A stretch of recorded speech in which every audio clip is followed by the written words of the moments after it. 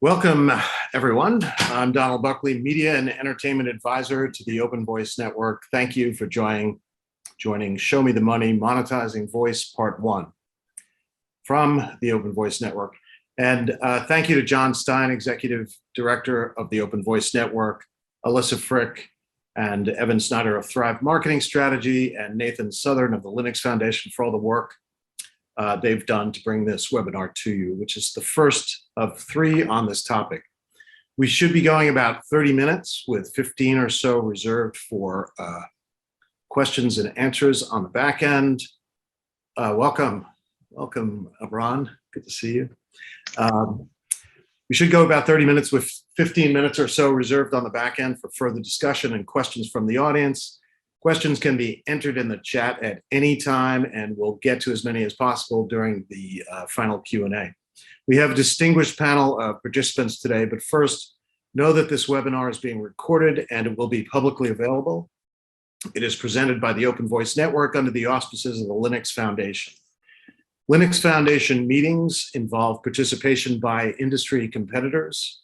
And thank you for putting that up. And it is the intention of the Linux Foundation to conduct all of its activities in accordance with the applicable antitrust and competition laws.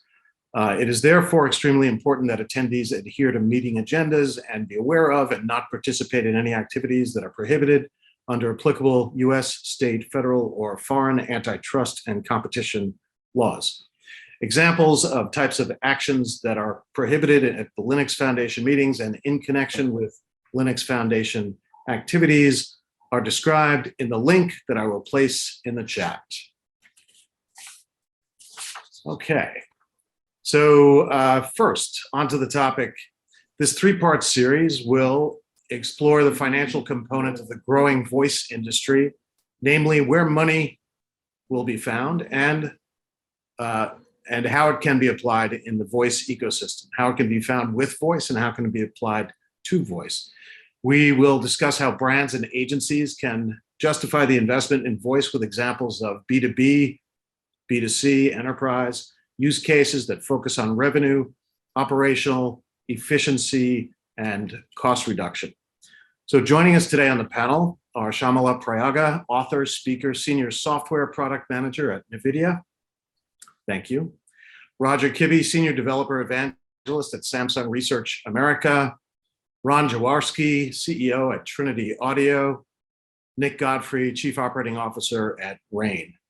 And for full transparency, it should be noted that I serve on Trinity's Board of Advisors. Need to get that out there. Let's kick it off with a question for the panel, starting with Nick, then Shamala, then Ron and Roger. So Nick, 2 research reports issued recently, one from Edison and NPR and another from the Open Voice Network and Vixen Labs, show continued consumer adoption of voice with some behavioral changes shifting from voice assistants to mobile devices. I apologize, I'm in New York City. There's a car alarm going off. Perfect timing. I will mute myself once that my question is posed. So there's indication of platform shifting from assistants to mobile. Should brands be in it now for the experiential education, for the longer term benefits, even without clear evidence or concrete evidence of an ROI? And what's going on with this shift? And where's the action? Where is it going to happen? Where should brands and agencies be looking through the lens of monetization for the near and even longer future of voice? Thanks, Don. So, I think I'll be quick, but I think brands are starting to think about, about use cases. So it's more than just a smart speaker now, and that message has gotten across. So if you're a massage chair company that needs voice commands, you're thinking about hardware and voice in your chair. If you're a doctor in an operating room that might benefit from data input and data retrieval, maybe it's a smart speaker or some sort of assistant, in the operating room. So I think the biggest shift we're seeing, we used to get the same brief. We want to explore voice. Google or Alexa. And now the conversations are, we want to explore voice. We're a retail company. We have an unbelievable mobile app that gets great usage. Potentially that's a good ecosystem endpoint for voice. Does it make sense? Is it additive? Is it accretive, et cetera? But the more and more clients we hear from, I've noticed a maturity where they're thinking use case first, and they're more open to different endpoints, whether it's hardware, whether it's software, whether it's their existing ecosystem. I don't think this is revolutionary. I think people in the industry have been talking about it. We're all grateful to Google and Amazon for putting smart speakers in 1 in 3 houses in this country. But I think you can have a whole conversation about voice right now without mentioning a smart speaker with a client. And that's a shift. Yeah. So I would like to add, like, this is not surprising at all, right? Smartphones have been there forever, and we have seen a shift, like people are more comfortable using smartphones. I really agree with Nick on the idea of the use cases. Coming from automotive industry, there are a lot of challenges as well, especially when you're trying to design voice assistant in the car, right? If you look at the smart speakers, they are static or stable in a location. You have to be near them to speak with them, but people are always on the go.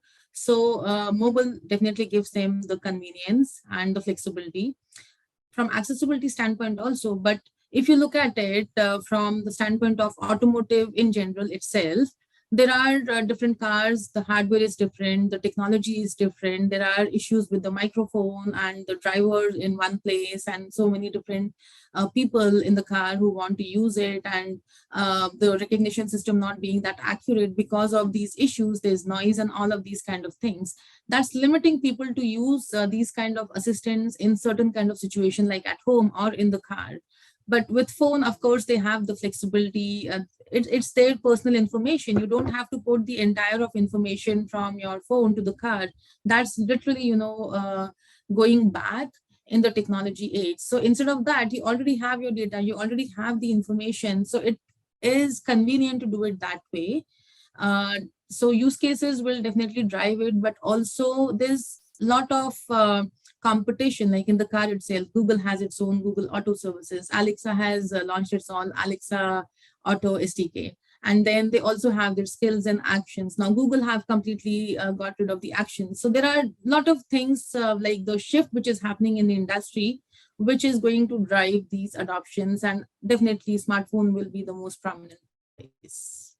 Do you think, Shamala, that among the factors that automobile consumers, let's say, consider before making a purchase decision, do you think voice is at that stage or will be at that stage where that becomes one of the part of the considerations set in? Definitely.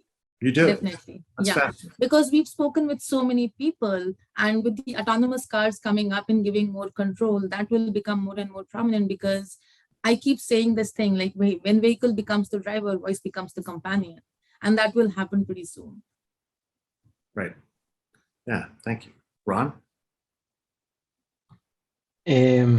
First of all, I must say that, if brands are thinking about investing money in Web3 and NFTs, there's no doubt they need to put money in voice. And that's the first thing I want to say. But putting that aside, as I would say that, at least from my opinion, and I usually talk, when people talk to me about voice, I always talk about audio as well, because I think that there are the two sides of the same coin. And I think that we do see that the consumption for audio is increasing, and I think that the best way to engage with an audio is in a voice manner. Now, I do believe that now is the time to experience, because if you don't start now, you're basically missing the train. And if for all of the people that started later, we can see it with basic a website, we can see it with mobile apps, we can see it with social, we can see it with influencers, all of those, all of those brands that jump on the wagon later,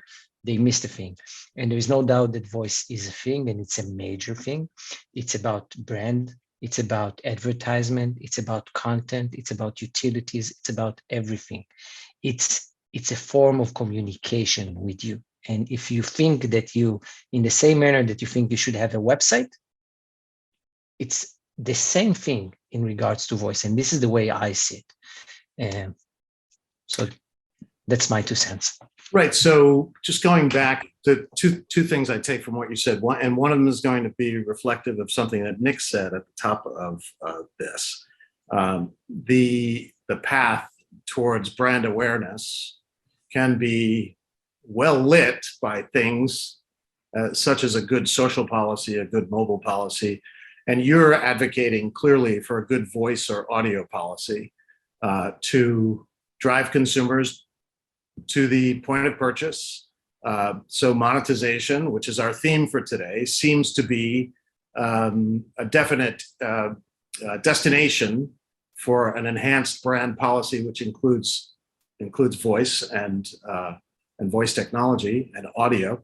But what about those use cases that Nick alluded to? As you know, I know in your business, Ron, that there's a huge consumer benefit as we go about our busy lives to listening to the publications that we like to consume. Is that a use case that can enhance the funnel, the sales funnel, and drive more consumers to the products where your technology lives?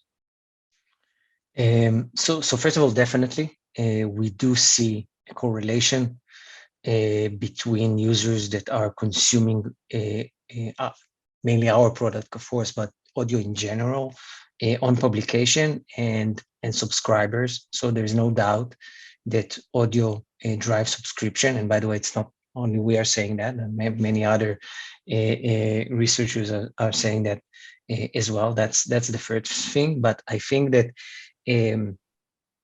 audio is a basic building block for the next stage of voice, because now people are pressing on Trinity Audio Player on leading website. The next stage is that they will start speaking to our player and activating and having a discussion. And they won't only discuss with the content that they are consuming, they will also discuss with the ad that is now playing. And I think that those are one of the things that definitely brands need to put more emphasis on. How do they use audio advertising on the web itself? And they need to improve that experience. You can't go on advertising 30 seconds ads like you listen to in the radio, which is a poor experience, to say least. You need to adapt to the ecosystem where you meet your users. So I think that, again, and those from my point of view, but I would say even more than that. I think that the engagement that we will have with the brands, again, the different channels. Now, when we're talking about moving, and again, it's a little bit more futuristic, but moving from mobile to wearables, the way we're going to interact is voice. So there's no doubt you need to jump on the wagon, and you need to jump on it right now. Don, just to jump in for 10 seconds on something Ron made me think about, on monetization. I think if you have an existing product and you're able to add a voice layer to it, and it actually makes a more frictionless experience, it's additive to the experience. Now it's a premium product, and now you're charging a premium because of the voice use case, the voice capability. And we've started to see some success with some of our clients doing that. It really has to be additive, right? It has to be specific. Otherwise, you're going to get laughed out the room if you're charging more. But if you're able to find that, again, specific use case, I think it's a key monetization strategy. Yeah, it seems like people have stopped popping the champagne corks and they're drinking a nice wine instead, and they're trying to figure out exactly how to use voice as an input that enhances existing products. I've seen that myself, and I think the panel would agree. Thank you, Nick. Let's find out what Roger thinks. Yeah. So first off, I am so excited that we're moving past talking about devices. and we're talking about voice as a way of interacting with our technology, despite what the technology is. I think that's just a big move forward for the industry. I very much agree with Nick talking about, hey, as a business, where is voice the best modality for me to interact with what I'm trying to do with your technology, whether it be in a mobile app, a website, it could be a machine in a warehouse, right? Where voice is the best way. And so think about that and think of how do they currently interact with it? Is there a better way that's because it's hands-free or just more efficient? You were talking about, Donald, about voice search, and that's just a classic example where voice is much more efficient than the alternatives. So I do think it's all about voice enabling to make things easier for consumers, for internal business users, et cetera. And then it becomes what I really like to see the industry get to is where voice is an expected modality, where I expect if I have a mobile app open and I can't see something on the screen, I should be able to talk and ask for something to come there without 12 different taps to make something happen. That's not inefficient. That's not efficient. 12 taps is efficient. So as we get more and more where voice is a modality that we expect, that's going to push the laggards who haven't done as much with voice to go, if I don't have voice, if this isn't voice enabled, then that is a strategic disadvantage compared to my competitors who voice enabled things. So I think that's where we need to go, where it becomes absolutely a necessity for brands to voice enable their experiences in the right way, where voice is one of the many different ways of interfacing with that technology. And it's the best modality situationally, or just because voice is the best modality for what you're trying to do. So I'm going to drop a follow-up into the entire panel, and it comes to the practical realities of business trying to do business in voice. These are voice professionals trying to convince both brands and agencies and services that voice is actually going to have a monetary benefit to their businesses. So how do I convince a chief financial officer at a company that they should authorize the marketing department or the HR department or the operations side or the sales side with a voice solution of some sort? Now, it doesn't have to be exclusively voice, but it can be an enhanced product that utilizes voice. Well, what do I say to these CFOs, which can be, the gatekeeper to signing the check and allowing businesses to thrive and grow in this voice tech ecosystem? Roger, since you're on screen, I'll see if you have any answers to that one. Yeah, well, the first thing I like to talk about is bringing everybody back historically, if they're around for the mobile revolution, and remind them what happened then, right? So mobile devices came out, people are trying to, they tried to put their website on the mobile device, it didn't quite work. And it had to evolve and become useful. But I remember being in conversations where it's like, there's no traffic on these mobile devices. This is a fad, this is gonna go away, right? I mean, how silly is that to say right now? Yeah. But at that point, that was true, right? There wasn't, people were still discovering. Or, you know what, in e-commerce, I'm getting traffic on mobile, but no conversion. Okay, but traffic, that top of the funnel traffic is valuable. People haven't gotten comfortable yet with converting and actually buying via mobile. So same thing with voice is around, it's early. People are still figuring it out. Go out and experiment. Don't make the same mistakes that maybe you made with mobile or some of your competitors made with mobile and you were able to take advantage of there. So go attack and experiment there. And then the low hanging fruit is obviously things like, how about making your IVR, what I'll call intelligent IVR, right? Customer service, right? I mean, that's just such tangible, pure ROI. Is every call into a call center is $12, right? Or something like that. It's probably higher now. Boom, if you can have that in an automated way answered, you save all that money. Now, IVR has a bad reputation. But I don't know, I've been noticing more and more that IVR is getting better and better. And I know why, because some of the modern voice technologies and NLU and that are behind it. Now it's like, wow, that was quick, efficient, and easy to talk to the machine. I didn't need to talk to a human. And I didn't feel like I was a guinea pig for your cost savings. I felt like, wow, Right. I, as a consumer, got immediate benefit quickly and easily and efficiently via communicating with an AI. So, Yeah, that's great. That's a good example of a use case where you can reduce the cost of those incoming customer service issues. In the business, I spent a significant amount of time in. Subscriber acquisition and retention is a huge problem in television, streaming television, SVOD, even AVOD to some extent.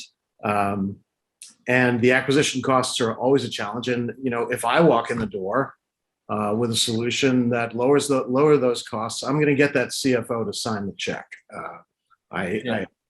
That's Nick. I mean, Roger said it. You said it. You got to talk the CFO's language. So you've got to show what the ROI and the KPIs are. And for us, it's identifying what those areas are and hammering them, right? So Rain writes about this all the time. Productivity and efficiency. You can measure them, right? You can measure call center efficiency. You can measure front desk efficiency. We know how long it takes to do a task. If we can make that task faster, with a voice experience, then it sells itself because people like the tech. When the tech works, there's always this magical moment. Everybody, it's faster than typing. It's faster than swiping. It really is this magical moment. If you can put it in the right productive, efficient environment, then you can sell it because it's measurable. Yeah, we have a lively chat, largely with supporting with assent to a lot of the things that have been said here, reducing friction. The easiest way for business to add voice/audio is to transform their content into audio, use the experts within the organizations. I'm a big supporter of that.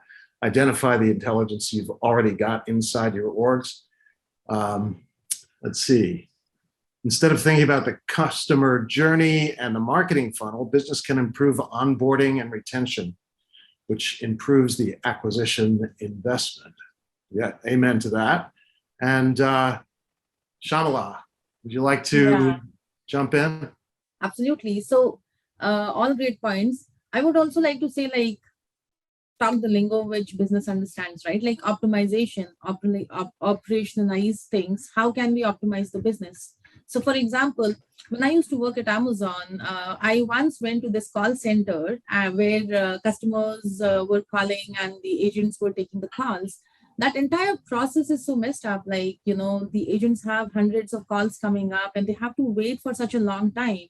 And they have to, the customers are waiting in line for 30 minutes, 40 minutes, and all of those things. It's not only adding frustration and frictions for the customers, but also for people who are talking to these customers. It's a lot of work and load. And that's why IVRs came, but unfortunately they have a bad reputation.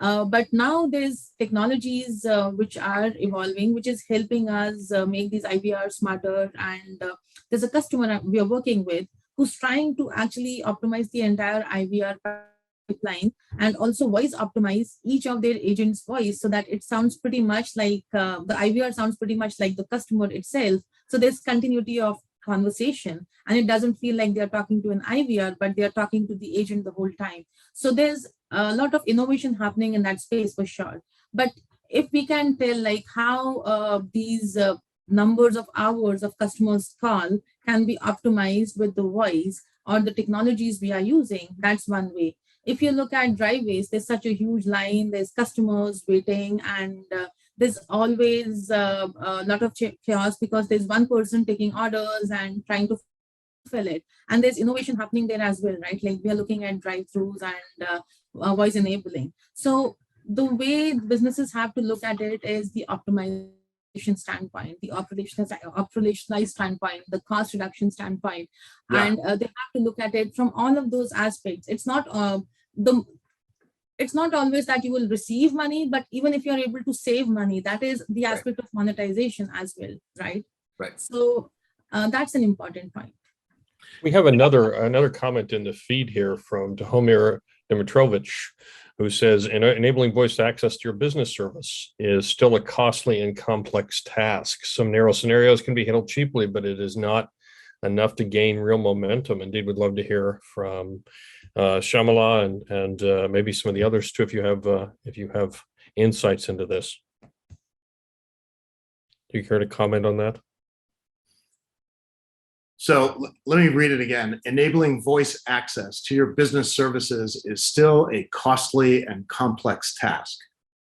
Some narrow scenarios can be handled cheaply, but it is not enough to gain real momentum. I don't know if Ron Jaworski, by the way, thank you for joining us. I know it's late there in Tel Aviv, so late, but I'm not sure you'd agree with that, Ron. Yeah, that's correct. Especially, I see Heidi remarks about adding audio to your content, which I must agree, it's a super simple solution and definitely not costly. And we see it, and not only with our business, like with some of our competitors, another solution, it can be done in minutes, and then you give another layer of content to your content basically, and have it accessible in an audio form. I would say that, and by the way, I can say another thing about it. It depends on what you are trying to achieve. And I think that if you are very specific in regard to voice, you can find an easy way to create a solution that will answer your needs. I think that in many cases, it's the fact that it's the first steps in the new technology for a lot of businesses, and as usual, it takes a little bit more time to understand and to understand the boundaries and what you can achieve and what you can't. But I don't think that there is a better technology to improve efficiency than voice. Of course, in the right ecosystem. It's not like voice is the answer for everything. I'm not saying that, but I think that if you decide on what you want to achieve, I think it's very simple. You understand simple rule base. What is the answer of the question you want to get, you want to achieve, and go from there. There are amazing solutions. If we are talking from cloud providers that can give you an amazing a toolbox to basically build whatever you want.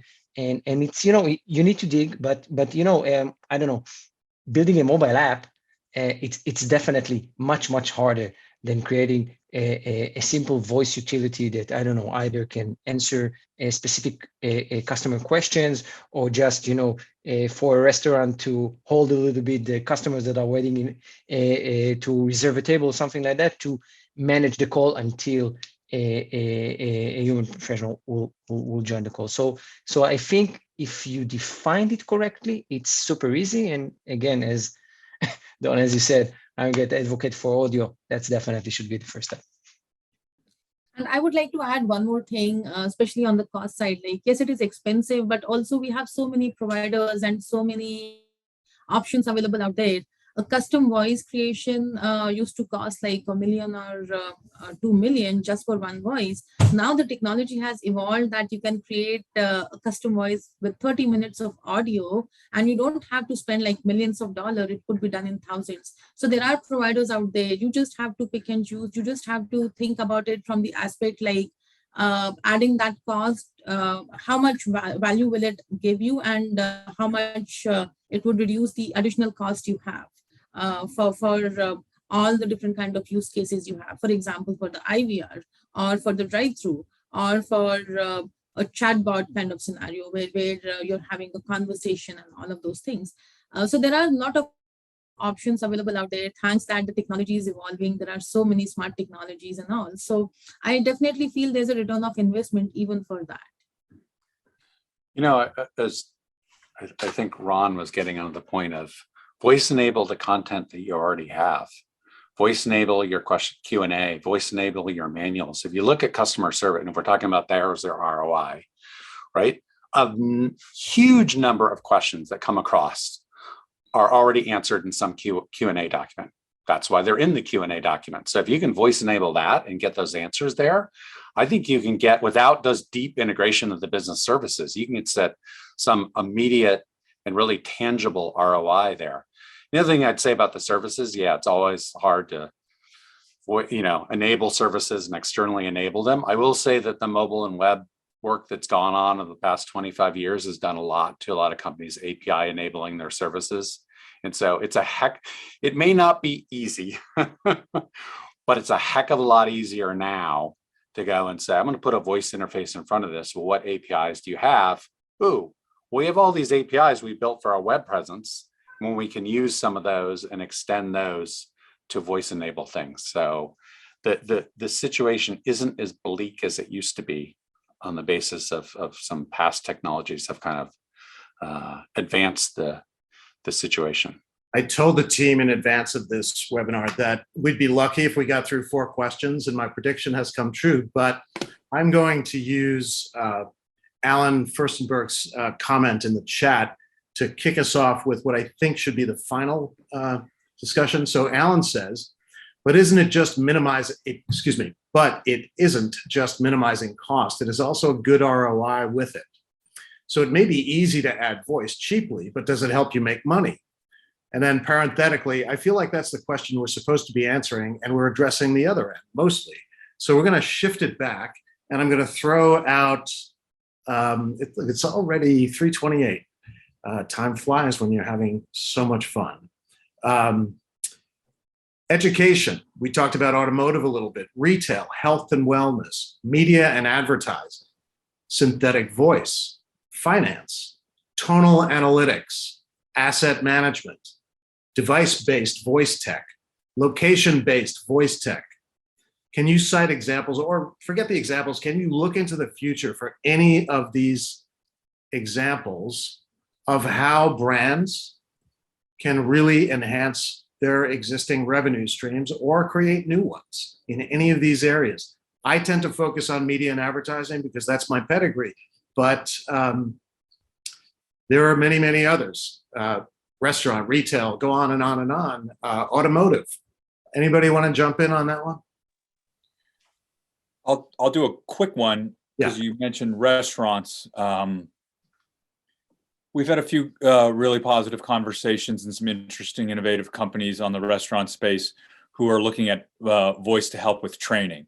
So if you have people in the back of the house and they're working multiple positions, maybe going from the salad station over to the fryer, and they need certain information, and rather than spending hours in a classroom or in the back of the store learning that, they might be more easily ready to go station to station by having some voice assist in their ear. So they're usually wearing some sort of headphones already. So imagine if you need to be reminded what the temperature of the hamburger is, how long should the fries be done. So you can imagine the type of companies we've talked to about that, and there seems to be a real appetite for training on the fly. And how much money they could potentially save with that use case. So I like that one. Yeah, excellent point. Shamala, did I see you? Yeah. So in the automotive, when we were working and looking at all the different kind of use cases, voice commerce was such an important one, because when you're driving, you want to quickly order flowers, or you want to quickly book tickets or something, you have that convenience, right? But more than that, when we were looking at the use cases from the autonomous standpoint, like you are in the car and that becomes your personal space, because right now autonomous cars are such that those are more like Uber, but without a driver. Instead of you driving, it is not your personal space, but when you are in that space for 30 minutes or 15 minutes, whatever the time frame might be, you may want that space to be your own cocoon. You may want to do a lot of creative things there, wind up or relax or rejuvenate. So there were a lot of opportunities just trying to make that space and experience so personalized for you through all the different kind of things. It could be just some meditation or something else, or some personalized content, like it becomes your space where you can just watch movies or whatever you want. So there were a lot of monetization opportunities which we saw, like those in the autonomous space with voice. Ron, I know you want to say something. My apologies to the attendees. The comments are coming fast and furious, and we're not going to get to all of them, but I'm overjoyed that there's such passion and desire to participate. Maybe we need to do more of these more frequently. Ron, would you like to jump in? Yes, definitely. I can give. I'll give actually a sneak peek to actually a case study that we're going to release in next month. That of course is in the media space, which is definitely our leading industry in regards to what we are doing. We're in many industries, and definitely media is the largest and most significant one. We actually we went over our data for the last 12 months, and we tried to understand what is the impact that adding an audio layer to your content can help. And we actually, the point of view that we took is we looked at the research that actually Google released a few months ago about talking about the amount of users that are generating a revenue for a publication, for I don't know whether it's a newspaper or magazine, doesn't really matter. But at the end of the day, what Google is seeing is that 20% of the users that are coming and visiting a site on a monthly basis generate 80 to 85% of the revenue. Those are the heavy users, the loyal readers, the brand lovers that are coming again and again to consume the content of a specific publication. And we try to see two things. How does our audio impact those specific group, the heavy users that are generating the most ad revenue, of course, important to mention ad revenue for the publication. And we saw that we compared two group by and we saw the heavy users that are using audio versus the one that are not using audio, and we see that the amount that they spend on site increased by 50 to 70%. So you are taking a large group of your heavy users and make them stay in your website for longer, and then of course you generate more revenue from them. That's one thing. Another thing that audio does is actually creating more of those users. You are moving from casual readers that come once a month to your website, you are adding audio, you're moving more and more, you increase the group of your heavy users, and again, by that, again, generating more revenue. So to the question, can audio really also help in generating revenue profit? No doubt about it, it can definitely can. So we have about, to get everybody out of here by 3:45 Eastern. I want to throw this out, and then we'll see if we can grab a couple more of the comments or questions that have come in. So let's see if you buy this idea. So LG or Samsung building advertising networks in the connected TV universe. In fact, in the case of Roku, 75% of the revenue used to come from hardware sales and 25% from advertising sales, and that has flipped. And that's why you see Netflix, which now finally wants to be in that business, or is admitting it wants to be in that business, is sniffing around to buy Roku. Do you see a world, if you can follow the analog, or if my analog's any good, do you see a world as Walmart and Target and other both digital and brick and mortar retailers start adopting voice both behind the scenes and for the consumer? Do you see a world where essentially networks are evolving, advertising brand networks within retail, both online and brick and mortar locations? And wouldn't it in fact be an attractive place for Procter & Gamble's products to be, for any product that might be available in those retail locations? Wouldn't they pay for the privilege? The same thing in automotive, as automotive audio voice tech ecosystems begin to grow. Are we witnessing de facto networks in formation now that could be exploited for real revenue later? Anybody care to jump in and comment on that, if you buy the idea at all, or you can shoot it down? Yeah. So first off, so you're talking about voice and advertising. What an amazing place to build interactive advertising. So I know there's companies like Instrumatic who are starting to venture in there, and I love what they're doing. But we need more and more of this. And when you combine that with media, what about interactive advertising or interactive? I can ask the question where I know, so I have the advertising, I have the content. I know that you've been watching a basketball game, and now I know something about you, and now I can tailor my advertising or my messaging or the answers to just your simple questions to the content that you've been actually watching.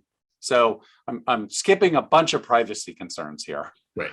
But being contextually aware of the content that I'm consuming, and then tailoring a voice experience, whether it's for advertising, whether it's answering questions about that content, right? Questions about the sports game that I'm watching right now, et cetera, to my mind, it's just a huge, huge unlock to really rethinking not only the advertising, but rethinking how we interact with these devices, and anything that's better than that damn TV remote, which is the worst UX ever created, is a win.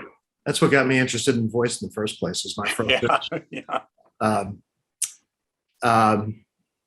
Anyone else care to jump in and comment about that theoretical space, or just tell me it's ridiculous and I should stop talking about it? Nobody's biting. Nathan, let's take a look at some of the questions that may have come in as we approach 6 minutes before we close. Happy to. Here's one from Johnny George. He says, with the advent of AI voices, how concerned are you with utilizing them over live talent? Are you concerned with your customer being turned off once they realize the voice they're listening to is an artificial entity? Do you care? Will they care? Yeah, let's try to, anybody care to answer that? Let's do it through the lens of monetization. Let's not get into the whole synthetic voice question just yet, but what does it mean in terms of revenue?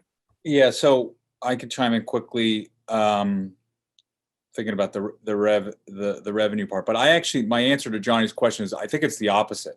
I think now when companies are rebranding or they're creating logos and style guides, they're also creating a voice for the company. And I think CMOs, and this is now part of your marketing stack, what you sound like, what your voice sounds like. So having the ability to use something that's not real like Poly, but also taking advantage of other voices just gives you more optionality. We've had some success monetizing voice as part of your branding package, right? MasterCard's a good example. We did a little bit of work with MasterCard. We didn't do their synthetic voice stuff, but I mean, they have every time you make a transaction, they have a sound. They just, whether you like it or not, they just released an album.